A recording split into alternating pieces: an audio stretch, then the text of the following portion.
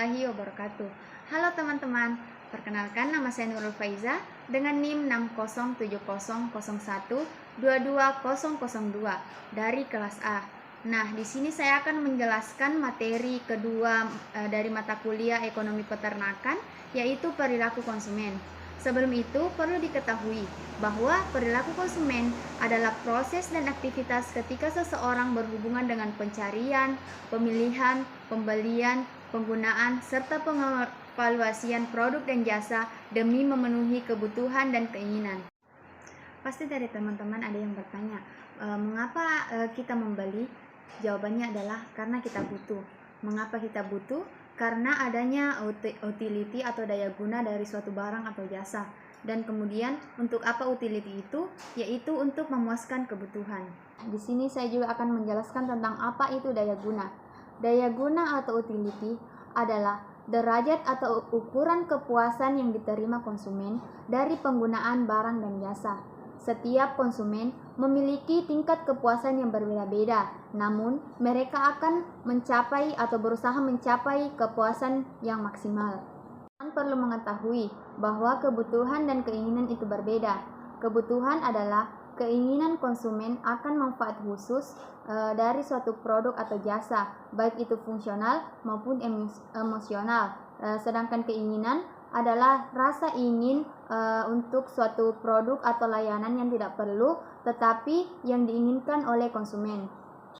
Nah, dalam daya guna memiliki dua pendekatan, yaitu pendekatan kardinal dan pendekatan ordinal.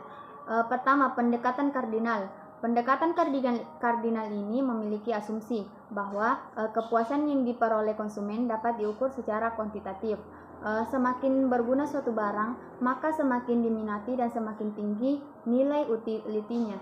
Dalam pendekatan kardinal ini memiliki dua hukum, yaitu hukum Gaussian 1 dan hukum Gaussian 2. Hukum Gaussian 1 yaitu semakin banyak barang yang dikonsumsi, semakin kecil tambahan marginal utility kepuasan yang diperoleh konsumen, bahkan bisa sampai 0 atau negatif. Hukum ini disebut dengan hukum guna vertikal karena hanya membahas pemuasan satu macam barang. Dan selanjutnya hukum Gaussian 2.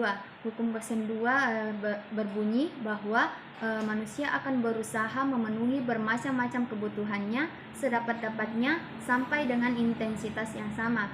Hukum ini disebut dengan hukum guna horizontal karena membahas pemuasan terhadap bermacam-macam barang. Pendekatan yang kedua yaitu pendekatan ordinal. Pendekatan ordinal ini berasumsi bahwa daya guna suatu barang tidak perlu diukur, cukup diketahui dan konsumen mampu membuat urutan tinggi rendahnya daya guna suatu barang atau jasa yang diperoleh dari mengkonsumsi sekelompok barang.